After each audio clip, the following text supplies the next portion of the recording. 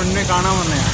ഞാൻ പിന്നെ കോഫി ഹൗസിൽ കയറി ഭക്ഷണം കഴിച്ചു, ബ്രേക്ക്ഫാസ്റ്റ് കഴിച്ചു.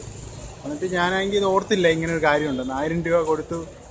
ബാലൻസ് ചോദിച്ചപ്പോൾ പറഞ്ഞു പിന്നെ അടുത്ത ദിവസം വന്ന് വാങ്ങിച്ചോളാം. എന്നാണ്ട് ബില്ലും തന്നു. എന്ന് വന്ന് വാങ്ങാൻ പറഞ്ഞു?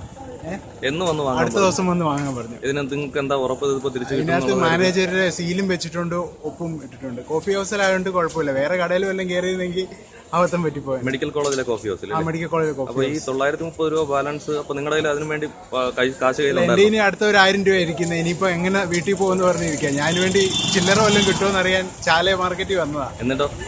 എന്നിട്ട് ഒരു രക്ഷയില്ല. ഇവിടെ വന്നപ്പോ ഇവിടെ ഉള്ള ആൾക്കാർ ചില്ലറയ്ക്ക് വേണ്ടി അങ്ങോട്ടും ഇങ്ങോട്ടും നടക്കുക. അപ്പൊ എങ്ങനെയാ? ഞാൻ GPO പോയിരുന്നു. പോസ്റ്റ് ഓഫീസ് വഴി കിട്ടുമെന്ന് പത്രത്തിൽ വായിച്ച് GPO പോയി. അവിടെയും ചേഞ്ച് തരുന്നില്ല. അപ്പൊ ഇനിയിപ്പോ എന്ത് ചെയ്യാൻ പോവാ? ഇനിയിപ്പോ ഞാൻ എന്ത് ചെയ്യണമെന്ന് ഇങ്ങനെ ആലോചിച്ചു. ATM വർക്ക് ചെയ്തെന്ന് ATM ബാങ്ക് അക്കൗണ്ടിൽ കാശ് ഉണ്ടായിരുന്നു, അതും എടുക്കാൻ പറ്റാത്ത അവസ്ഥയാണ്. തിരിച്ചപ്പോ നാട്ടിലേക്ക് പോകാൻ?